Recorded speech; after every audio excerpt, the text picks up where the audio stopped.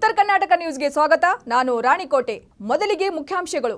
ಸದನದಲ್ಲಿ BJP JDS ಅಹೋರಾತ್ರಿ ಧರಣಿ, ಅಲ್ಲೇ ಭಜನೆ ಅಲ್ಲೇ ಊಟ ನಿದ್ದೆ. ರಾಜ್ಯದ 8 ಜಿಲ್ಲೆಗಳಲ್ಲಿ ಭಾರೀ ಮಳೆ, ಹಲವೆಡೆ ಯೆಲ್ಲೋ ಅಲರ್ಟ್. ಖಾಸಗಿ ಸಂಸ್ಥೆಗಳಲ್ಲಿ ಕನ್ನಡಿಗರಿಗೆ ಮೀಸಲು ವಿಚಾರ, ಹೈಕೋರ್ಟ್ ಅಂಗಳಕ್ಕೆ ಪ್ರಕರಣ. ಮೂಡ ಹಗರಣದಲ್ಲಿ ಬಿಜೆಪಿ ನಾಯಕರು ಕೂಡ ಭಾಗಿ, ಅಚ್ಚರಿ ಹೇಳಿಕೆ ನೀಡಿದ ಯತ್ನಾಳ್. 39 ಲಕ್ಷ ರೈತರಿಗೆ ಬೆಳೆ ಹಾನಿ ಪರಿಹಾರ, ಸಚಿವ ಕೃಷ್ಣ ಬೈರೇಗೌಡ. ಅಂಗನವಾಡಿ ಬಾಡಿಗೆ ಮೊತ್ತ ಹೆಚ್ಚಳ, ಲಕ್ಷ್ಮೀ ಹೆಬ್ಬಾಳ್ಕರ್. ಜೈಲಿನಿಂದ ಬಿಡುಗಡೆಯಾದ ಬಳಿಕ ಸೂರಜ್ ರೇವಣ್ಣ ಟೆಂಪಲ್ ರನ್. ವಾರ್ತೆಗಳ ವಿವರ. ವಾಲ್ಮೀಕಿ ಅಭಿವೃದ್ಧಿ ನಿಗಮದ ಹಗರಣ ಹಾಗೂ ಮೂಡ ಹಗರಣ ತಪ್ಪಿತಸ್ಥರಿಗೆ ಶಿಕ್ಷೆ ಆಗಬೇಕೆಂದು ಆಗ್ರಹಿಸಿ ಪ್ರತಿಪಕ್ಷಗಳಾದ ಬಿಜೆಪಿ ಹಾಗೂ ಜೆಡಿಎಸ್ ನಾಯಕರು ವಿಧಾನಸೌಧದಲ್ಲಿ ಅಹೋರಾತ್ರಿ ಧರಣಿ ಆರಂಭಿಸಿದ್ದಾರೆ. ಸದನದಲ್ಲಿ ಬಾವಿ ಒಳಗೆ ಹಾಡು ಭಜನೆ ಮಾಡಿದ ಬಿಜೆಪಿ ಹಾಗೂ ಜೆಡಿಎಸ್ ನಾಯಕರು ಸ್ವಂತ ಖರ್ಚಿನಲ್ಲಿಯೇ ಊಟ ತರಿಸಿಕೊಂಡು ಊಟ ಮಾಡಿದರು. ಬಳಿಕ ಸೋಫಾ ನೆಲದ ಮೇಲೆ ಮಲಗಿದರು. ವಿಧಾನಸೌಧದಲ್ಲಿ ಸ್ಪೀಕರ್ ಊಟೋಪಚಾರವನ್ನು ತಿರಸ್ಕರಿಸಿದ ಪ್ರತಿಪಕ್ಷ ನಾಯಕರು ಸ್ವಂತ ಖರ್ಚಿನಲ್ಲೇ ವಿಧಾನಸೌಧಕ್ಕೆ ಊಟ ತರಿಸಿಕೊಂಡು ಊಟ ಮಾಡಿದರು. ಭ್ರಷ್ಟಾಚಾರದ ಹಣದಲ್ಲಿ ನಾವು ಊಟ ಮಾಡುವುದಿಲ್ಲ ಎಂದು ಅವರು ಹೇಳಿದರು. ಬಿಜೆಪಿ ರಾಜ್ಯಾಧ್ಯಕ್ಷ ಬಿವೈ ವಿಜೇಂದ್ರ, ಪ್ರತಿಪಕ್ಷ ನಾಯಕ ಆರ್ ಅಶೋಕ್, ಶಾಸಕರಾದ ಸುರೇಶ್ ಕುಮಾರ್, ಬಸವನಗೌಡ ಪಾಟೀಲ್ ಯತ್ನಾಳ್ ಸೇರಿ ಹಲವು ನಾಯಕರು ಅಹೋರಾತ್ರಿ ಧರಣಿ ನಡೆಸಿದರು. ತಪ್ಪಿತಸ್ಥರಿಗೆ ಶಿಕ್ಷೆ ಆಗುವವರೆಗೂ ಧರಣಿ ನಿಲ್ಲುವುದಿಲ್ಲ ಎಂದು ಆರ್ ಅಶೋಕ್ ತಿಳಿಸಿದ್ದಾರೆ.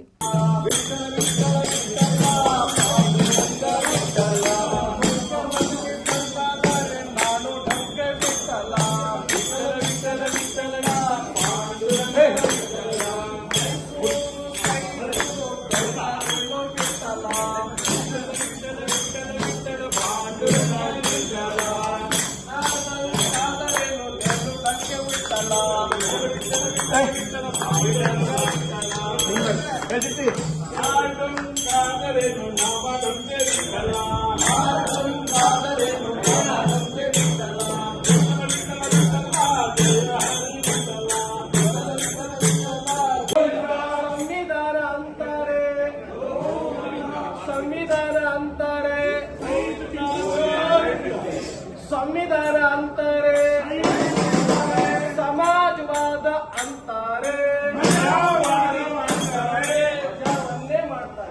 ಸಮಾಜವಾದ ಅಂತಾರೆ,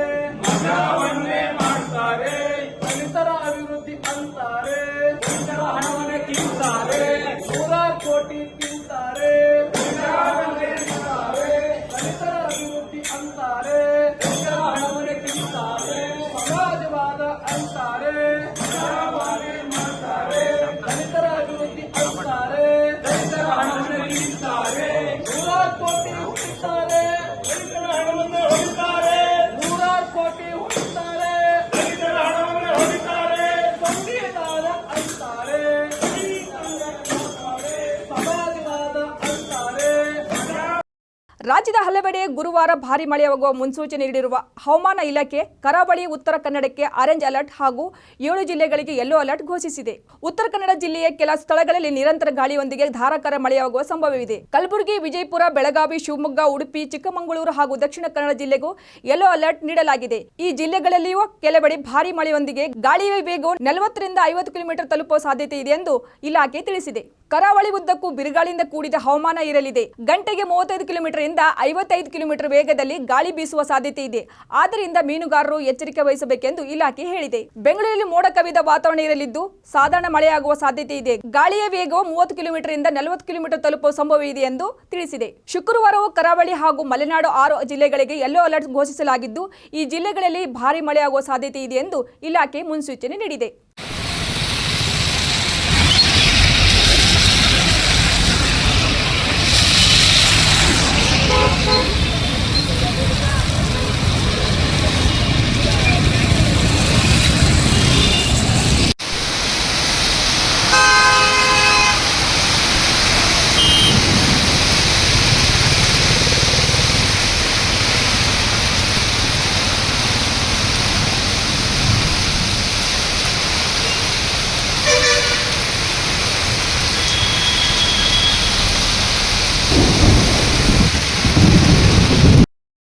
ಕರ್ನಾಟಕದ ಖಾಸಗಿ ಕೈಗಾರಿಕೆಗಳು ಹಾಗೂ ಇತರ ಸಂಸ್ಥೆಗಳಲ್ಲಿ ಕನ್ನಡಿಗರಿಗೆ ಆಡಳಿತಾತ್ಮಕ ಹುದ್ದೆಗಳಿಗೆ 50% ಹಾಗೂ ಆಡಳಿತಾತ್ಮಕವಲ್ಲದ ಹುದ್ದೆಗಳಿಗೆ 75% ಮೀಸಲಾತಿ ನಿಗದಿಪಡಿಸುವ ಬಗ್ಗೆ ಚರ್ಚೆ ನಡೆಸುತ್ತಿದೆ. ಸದ್ಯ ಕರ್ನಾಟಕ ಸರ್ಕಾರ ಈ ಕುರಿತು ತೀರ್ಮಾನಕ್ಕೆ ತಾತ್ಕಾಲಿಕ ತಡೆ ನೀಡಿದೆ. ಆದರೆ ಖಾಸಗಿ ಸಂಸ್ಥೆಗಳಲ್ಲಿ ಕನ್ನಡಿಗರಿಗೆ ಮೀಸಲು ವಿಚಾರ ರಾಷ್ಟ್ರೀಯ ಹಾಗೂ ಅಂತಾರಾಷ್ಟ್ರೀಯ ಮಟ್ಟದಲ್ಲಿ ಚರ್ಚೆ ಆಗುತ್ತಿರುವ ಜೊತೆಗೆ ಇದೀಗ ಕರ್ನಾಟಕ ಹೈಕೋರ್ಟ್ ಅಂಗಳವನ್ನು ತಲುಪಿದೆ. ಕರ್ನಾಟಕದಲ್ಲಿ ಕೈಗಾರಿಕೆಗಳು, ಕಾರ್ಖಾನೆಗಳು ಮತ್ತು ಇತರೆ ಸಂಸ್ಥೆಗಳು ಉದ್ಯೋಗಗಳಲ್ಲಿ ಸ್ಥಳೀಯ ಅಭ್ಯರ್ಥಿಗಳಿಗೆ ಕನ್ನಡಿಗರಿಗೆ ಉದ್ಯೋಗ ಮೀಸಲಾತಿ ಕಲ್ಪಿಸುವ ಮಸೂದೆಯನ್ನು ಪ್ರಶ್ನಿಸಿ ಹೈಕೋರ್ಟ್ಗೆ ಸಲ್ಲಿಸಿರುವ ಅರ್ಜಿ ವಿಚಾರಣೆಯನ್ನು ಆಗಸ್ಟ್ 7ಕ್ಕೆ ನಿಗದಿಪಡಿಸಲಾಗಿದೆ.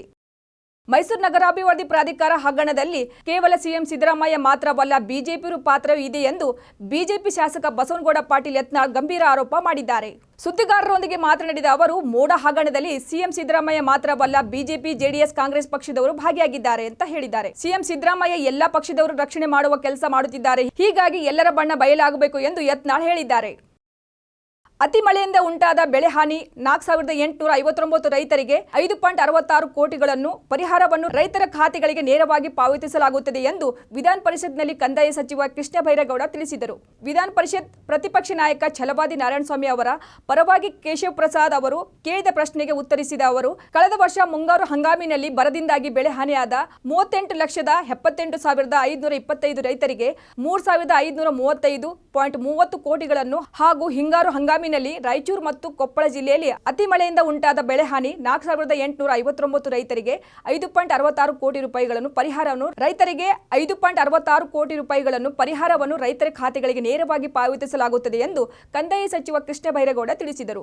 ಇನ್ನು ಕಳೆದ ವರ್ಷಗಳಿಗೆ ಹೋಲಿಸಿದರೆ 2023-2024 ಸಾಲಿನ ಅತಿ ಹೆಚ್ಚು ಪರಿಹಾರ ನೀಡಲಾಗಿದೆ. ರಾಜ್ಯಕ್ಕೆ ಪರಿಹಾರಕ್ಕಾಗಿ ನಾವು ಸುಪ್ರೀಂ ಕೋರ್ಟ್ಗೆ ಹೋದ ನಂತರ ಕೇಂದ್ರ ಸರ್ಕಾರ 3,454.22 ಕೋಟಿಗಳನ್ನು ಬಿಡುಗಡೆ ಮಾಡಿದೆ. ಈ ಪೈಕಿ 3,26,642 ಕೋಟಿ ರೂಪಾಯಿಗಳನ್ನು ಬೆಳೆಹಾನಿ ಪರಿಹಾರ ಹಾಗೂ 2,032.47 ಕೋಟಿಗಳನ್ನು ಜೀವನೋಪಾಯ ಪರಿಹಾರಕ್ಕೆ ಬಿಡುಗಡೆ ಮಾಡಿದೆ ಎಂದು ಸಚಿವರು ಹೇಳಿದರು.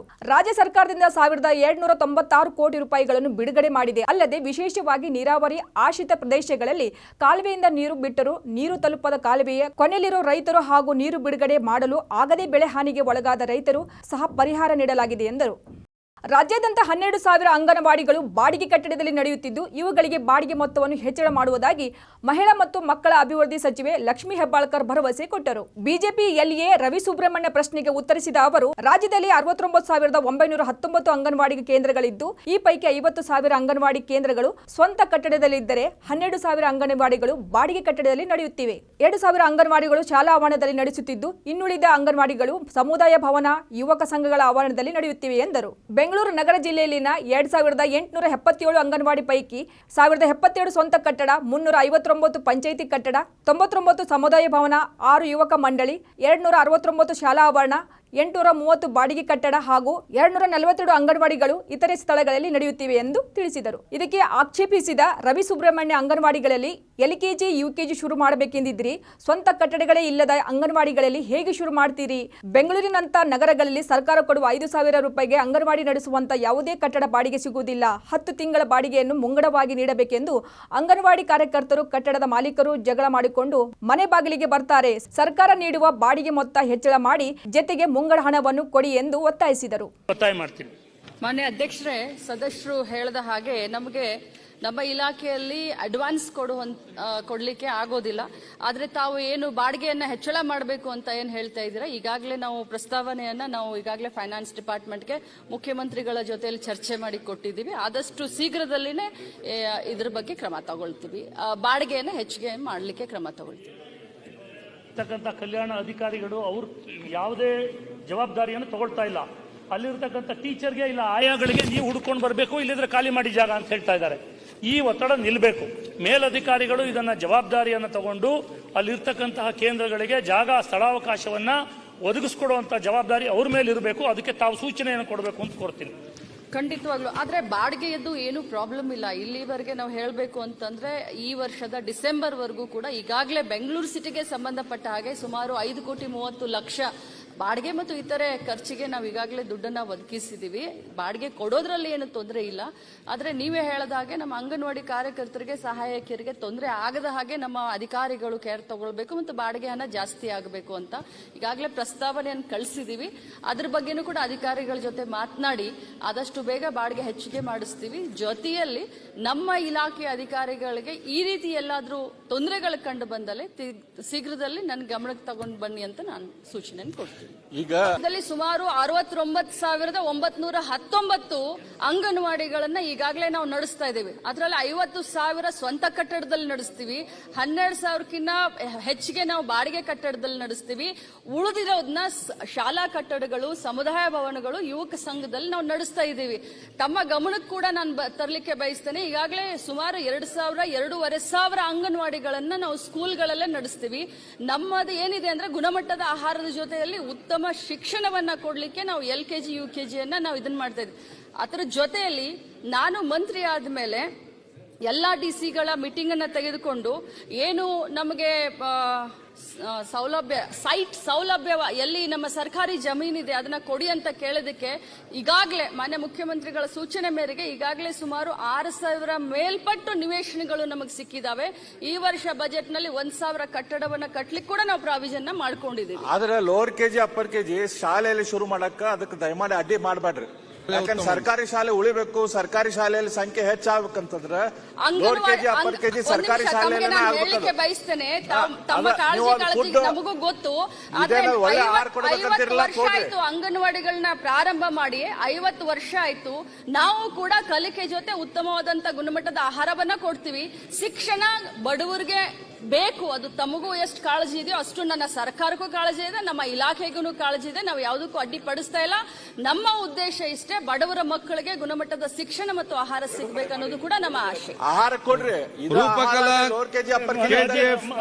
ಕೊನೆಯದಾಗಿ ಈಗ ಸಚಿವರೇ, ಇಲ್ಲಿ ರೆಂಟ್ ಅನ್ನ ಫಿಕ್ಸ್ ಮಾಡಿ ಅದನ್ನು ಕೂಡ ಗಮನದಲ್ಲಿಟ್ಟುಕೊಂಡು ನಾವು ಗೌರವಧನ ಹೆಚ್ಚಳದ ಬಗ್ಗೆ ನಾವು ಈಗಾಗಲೇ ಮಾನ್ಯ ಮುಖ್ಯಮಂತ್ರಿಗಳ ಗಮನಕ್ಕೆ ಇದಿದೆ. 2017ರಲ್ಲಿ ನಮ್ಮ ಮುಖ್ಯಮಂತ್ರಿಗಳಾದಂತ ಸಿದ್ದರಾಮಯ್ಯನವರನ್ನೇ ಈ ಒಂದು ಅಂಗನವಾಡಿಯ ಕಾರ್ಯಕರ್ತರು ಮತ್ತು ಸಹಾಯಕಿಯರ ಗೌರವಧನವನ್ನ ಅವಾಗ ಮುಖ್ಯಮಂತ್ರಿ ಇದ್ದಾಗ ಏರಿಸಿದ್ದು. ಇನ್ನೂವರೆಗೂ ಯಾರು ಏರಿಸಲಿಲ್ಲ. ಈಗಲೂ ಕೂಡ ನಮ್ಮ ಎದುರುಗಡೆ, ನಮ್ಮ ಸರ್ಕಾರದ ಎದುರುಗಡೆ ಈಗಲೂ ಕೂಡ ಮಾನ್ಯ ಮುಖ್ಯಮಂತ್ರಿಗಳು ಮಾಡ್ತಾರೆ ಅಂತ ಅವರು ಈಗಾಗಲೇ ಭರವಸೆಯನ್ನು ಕೊಟ್ಟಿದ್ದಾರೆ. ದಯವಿಟ್ಟು ಫಿಲ್ ಮಾಡಿ. ಯಾಕೆಂದ್ರೆ ತುಂಬಾ ಡಿಪಾರ್ಟ್ಮೆಂಟ್ ಅಂಗನವಾಡಿ ಕಾರ್ಯಕರ್ತರು ಫಿಲಪ್ ಮಾಡ್ರೆ ಅನುಕೂಲ ಆಗುತ್ತೆ. ಗ್ರಾಮೀಣಾಭಿವೃದ್ಧಿ ಮೈಸೂರು ರೋಡ್ ಬ್ಲಾಕ್ ನಮ್ದು ನಿಮ್ಮ ಕೆಲಸ ಮುಗಿಸಿ ಹೋಗಿ ಮೇಡಮ್ ಅಲ್ಲಿ ರಿಕ್ವೆಸ್ಟ್ ಮಾಡೋದು, ನೀವು ಯಾರಿಗೂ ಅವಕಾಶ ಕೊಟ್ಟು ನಮ್ಮ ಮಹಿಳೆಯರಿಗೆ ಮಾತಾಡ್ಲಿಕ್ಕೆ ಒಂದು ಅವಕಾಶ ಕೊಟ್ಟಿದ್ದೀರಿ. ಧನ್ಯವಾದ. ಗ್ರಾಮೀಣ ಪ್ರದೇಶದ ಅಂಗನವಾಡಿಗೆ ಅನುದಾನವನ್ನು ಬಿಡುಗಡೆ ಮಾಡಿ ಹೊಸ ಅಂಗನವಾಡಿಗಳಿಗೆ ಆದಷ್ಟು ನಮ್ಮ ವಿಧಾನಸಭಾ ಕ್ಷೇತ್ರ ಕಾಲೇಜಿಂದ ಅನುದಾನ ಕೊಡ್ಬೇಕಂತ ವಿನಂತಿ ಮಾಡ್ತಿದ್ದೀನಿ. ರೈಟಿಂಗ್ ಅಲ್ಲಿ ಕೊಡಿ.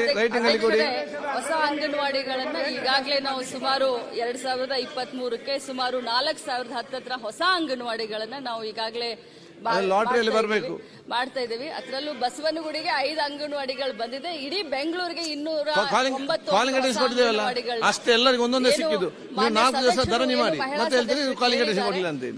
ಅಸಹಜ ಲೈಂಗಿಕ ಪ್ರಕರಣಕ್ಕೆ ಸಂಬಂಧಿಸಿದಂತೆ ಕಳೆದ 1 ತಿಂಗಳಿಂದ ಬೆಂಗಳೂರಿನ ಪರಪ್ಪನ ಅಗ್ರಹಾರ ಜೈಲಿನಲ್ಲಿದ್ದ ಜೆಡಿಎಸ್ MLC ಸೂರಜ್ ರೇವಣ್ಣ ಅವರು ನಿನ್ನೆ ಬಿಡುಗಡೆಯಾಗಿದ್ದಾರೆ. ಜೈಲಿನಿಂದ ಬಿಡುಗಡೆಯಾದ ಬಳಿಕ ಅವರು ತಾಯಿ ಭವಾನಿ ರೇವಣ್ಣ ಅವರೊಂದಿಗೆ ಕುರುಡುಮಲೆ ವಿನಾಯಕ ದೇವಸ್ಥಾನಕ್ಕೆ ಭೇಟಿ ನೀಡಿದ್ದಾರೆ. ಹೌದು, ಭವಾನಿ ರೇವಣ್ಣ ಹಾಗೂ ಪುತ್ರ ಸೂರಜ್ ರೇವಣ್ಣ ತಾಲೂಕಿನ ಕುರುಡುಮಲೆ ವಿನಾಯಕ ದೇವಸ್ಥಾನಕ್ಕೆ ಬುಧವಾರ ಭೇಟಿ ನೀಡಿ ವಿಶೇಷ ಪೂಜೆ ಸಲ್ಲಿಸಿದರು.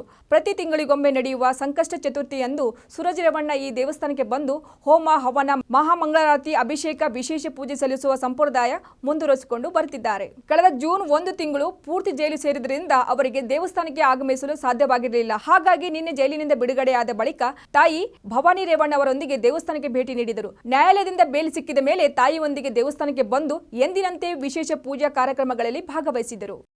ಅನುಕ್ಷಣದ ಸುದ್ದಿಗಾಗಿ ನೋಡ್ತಾ ಇರಿ ಉತ್ತರ ಕರ್ನಾಟಕ ಸುದ್ದಿವಾಹಿನಿ.